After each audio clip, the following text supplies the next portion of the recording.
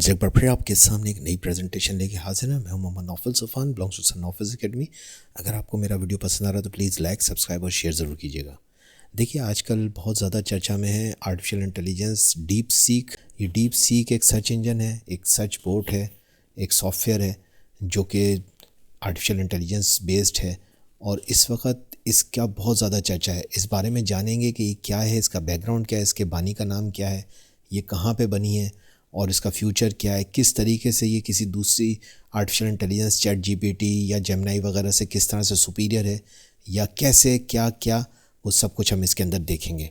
Deep seek AI assistant, जिसे deep seek V3 की ताकत से चलाया जाता है, इसका latest vision deep seek V3 के नाम से आता है। डीप सीक के इस नए चैट इंजन ने अमेरिका के अंदर डाउनलोड किए जाने वाले एप्पल स्टोर के ऐप स्टोर पर सबसे ज़्यादा डाउनलोड होने वाली मुफ्त एप्लीकेशन बनकर अपने मुकाबले पर आने वाली चैट जीपीटी को पीछे छोड़ दिया है। डीप सीक कंपनी, जिसका ओनर लैंग वेंगफैंग और उसकी ओनर हायर फ्लायर नामी कंपनी है, इसने कुछ अमरीकी टेक कंपनियों के अरबों डॉलर की आर्टिफिशियल इंटेलिजेंस की सरमायाकारी के दावों को नीचा कर दिखाया है, जब सिर्फ चंद मिलियन डॉलर्स के खर्चे से वही काम करके दिखा दिया है जो अरबों डॉलर के चैट बॉक्स और एआई मॉडल आजकल कर रहे हैं। हैरानकुन तौर पर ये इंतहाई कम वैल्यू वाली हार्डवेयर मशीनों, मसलन कंप्यूटर और मोबाइल्स या किसी भी किस्म की बड़ी हार्डवेयर्स पे भी बहुत अच्छा काम कर रही है। इसके नए विजन के आने के बाद से कई बड़ी टेक कंपनियों के शेयर्स बशमूल एनवीडा पूरी तरह से स्टॉक मार्केट में गिर गए। डीप सीक के फाउंडर एक 40 साल चीनी शहरियत रखने वाले शख्स हैं जिनका नाम लैंग वेंगफैंग है, जो हांगझो नामी शहर से ताल्लुक़ रखते हैं, जो चाइना में वाक़ है। हांगझो चाइना का एक मशहूर ट्रेड और टेक्नोलॉजी का मरकज़ शहर है और ज़ेजियांग यूनिवर्सिटी भी यहीं वाक़ है। इसी यूनिवर्सिटी से लैंग वेंगफैंग और उसके क्लास फेलोज़ ने ग्रेजुएशन भी की। लैंग वेंगफैंग दरअसल एक IT स्टूडेंट थे जिनके सपने थे, और उन्हीं सपनों को पूरा करने के लिए उन्होंने 2008 में सिर्फ 23 साल की उम्र में अपने चंद क्लास फेलोज़ को जमा करके फाइनेंशियल मार्केट में, यानी जैसे कि स्टॉक एक्सचेंज, बॉन्ड्स की मार्केट या सोने की ट्रेड की मार्केट, इसको आप फाइनेंशियल मार्केट कह सकते हैं, यहाँ पे उसने काम करना शुरू किया, जहाँ से इन लोगों ने डेटा कलेक्ट करना शुरू कर दिया।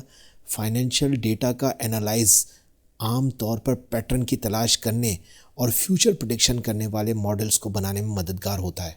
ये वही बुनियादी उसूल है जो आर्टिफिशियल इंटेलिजेंस और मशीन लर्निंग में भी इस्तेमाल होता है। बड़े पैमाने पर फाइनेंशियल डेटा, मैं फिर बता दूं कि ये स्टॉक मार्केट्स, प्राइवेट बॉन्ड, सोना चांदी की ट्रेड वगैरह का डेटा कहला सकता है, इसको जमा करना होता है। यानी कि बड़े पैमाने पर फाइनेंशियल डेटा जब जमा किया जाता है तो दरअसल आप स्टॉक मार्केट, प्राइस बॉन्ड, सोना चांदी की ट्रेड वगैरह का डेटा इस्तेमाल कर रहे होते हैं, और फिर इससे नताइज को हासिल करना और फैसला करना, यही फिर डेटा इंजीनियरिंग और एल्गोरिथम की तरक्की और महारत पैदा करता है। स्टॉक मार्केट में एआई का इस्तेमाल उस वक़्त तक बहुत आम हो चुका था जैसे एल्गोरिथमिक ट्रेडिंग और मार्केट प्रेडिक्शन। तभी हो सकता है कि डीप सीक के अवलीन फाउंडर्स को यहीं से आर्टिफिशियल इंटेलिजेंस, मसलन चैट जीपीटी जैसा कुछ बनाने का आइडिया है हो, जो बाद में मुकम्मल तौर पर रिवायती आर्टिफिशियल इंटेलिजेंस लैंग्वेज मॉडल बनाने की तरफ चला गया हो। चलें देखते हैं कि स्टोरी क्या है। सन 2013 में लैंग वेंगफैंग ने अपने साथियों के साथ एक इन्वेस्टमेंट मैनेजमेंट कंपनी बनाई जिसका नाम हांगझो यकीबी इन्वेस्टमेंट मैनेजमेंट को लिमिटेड था। ये एक चीनी इन्वेस्टमेंट मैनेजमेंट कंपनी थी जो क्लाइंट्स से इन्वेस्टमेंट इकट्ठा करके खुद स्टॉक मार्केट में लगाती थी ताकि क्लाइंट्स को बेहतर मुनाफा कमा के दिया जा सके, जिसके लिए इस कंपनी में मौजूद लैंग वेंगफैंग और उसके साथी मार्केट रिसर्च एनालाइज करते और इन्वेस्टमेंट को सही जगह इन्वेस्ट करते। अब चूँकि लैंग वेंगफैंग का बैकग्राउंड डेटा साइंस और आर्टिफिशियल इंटेलिजेंस से जुड़ा था, तो इसका इम्कान है कि इस कंपनी में data collection, artificial intelligence learning की मदद से इन्वेस्टमेंट मॉडल तैयार करती हो, यानी मशीन लर्निंग की मदद से इन्वेस्टमेंट के बड़े बड़े फैसले किए जाते हों। और यही कड़ी है जिसने बाद में डीप सीक जैसी जदीद आर्टिफिशियल इंटेलिजेंस कंपनी बनाने की सोच पैदा की हो। अब आता है साल 2015 जब लैंग वेंगफैंग ने हांगझो हैंगफैंग टेक्नोलॉजी को लिमिटेड नामी कंपनी की बुनियाद रखी, जबकि बाद में इसका नाम तब्दील करके ज़ेजियांग जीजियांग ईस्ट मैनेजमेंट को लिमिटेड रख दिया गया। चूँकि इस कंपनी का नाम शुरू में टेक्नोलॉजी को लिमिटेड था, तो इससे अंदाज़ा लगाया जा सकता है कि ये टेक्नोलॉजी और डेटा साइंस पर मबनी कारोबार करती होगी।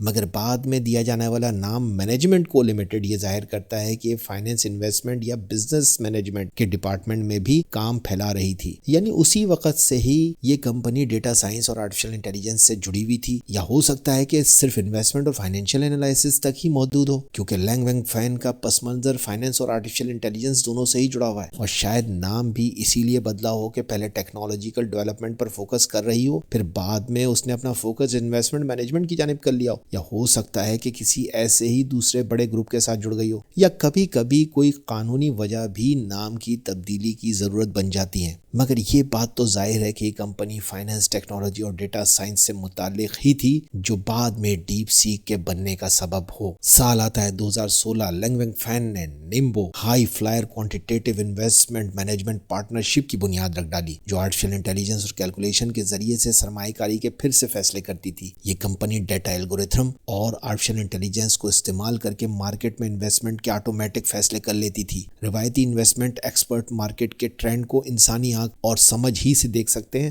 جبکہ کوانٹیٹیو انویسٹمنٹ اور کیلکولیشن آرٹیفیشل انٹیلیجنس کے الگورتھمز کے ذریعے سے مارکیٹ کا ڈیٹا آٹومیٹکلی انالائز کرتے اور انویسٹمنٹ کے فیصلے لے لیتے۔ چونکہ یہ کمپنی آرٹیفیشل انٹیلیجنس اور کیلکولیشن کو انویسٹمنٹ کے لیے استعمال کر رہی تھی، چنانچہ اس نے لینگ وینگ فین اور ان کی ٹیم کو آرٹیفیشل انٹیلیجنس ماڈلز بنانے میں مہارت دے دی۔ 2019 آتا ہے، لینگ وینگ فین نے ہائی فلائر آرٹیفیشل انٹیلیجنس کی جیسی کمپنی قائم کی، جس کا مقصد آرٹیفیشل انٹیلیجنس کے نئی الگورتھمز کو بنانا اور انہیں مختلف صنعتوں میں استعمال کے قابل بنانا تھا۔ یہی تجربہ بعد میں ڈیپ سیک کی جدید آرٹیفیشل انٹیلیجنس ٹیکنالوجی کی بنیاد بنا ہوگا۔ سال آتا ہے 2023، لینگ وینگ فین نے ہائی فلائر آرٹیفیشل انٹیلیجنس کے ذریعے آرٹیفیشل جنرل انٹیلیجنس یعنی کہ AGI پر اپنی توجہ برقرار رکھنے کا اعلان کیا اور ڈیپ سیک کی بنیاد رکھی۔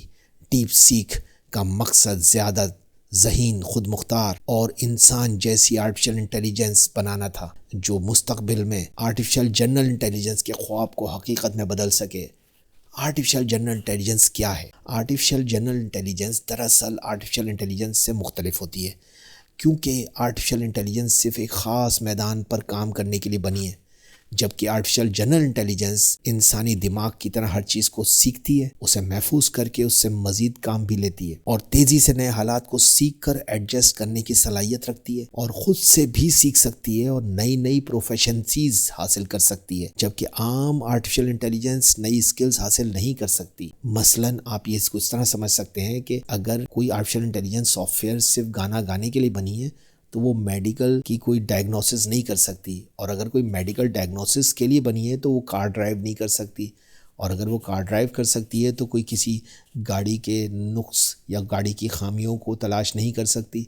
لیکن آرٹیفیشل جنرل انٹیلیجنس جو ہے وہ ایک ایسی آرٹیفیشل انٹیلیجنس کا نام ہے جو کہ نہ صرف ان ساری چیزوں کو سیکھ سکتا ہے بلکہ نئی چیزوں کو بھی تلاش کر سکتا ہے اور اپنے طور پہ خود لرن کر سکتا ہے۔ یہ ہے آرٹیفیشل جنرل انٹیلیجنس۔ تو ڈیپ سیک جو ہے وہ آرٹیفیشل جنرل انٹیلیجنس کو جو ہے فوکس کر رہی تھی۔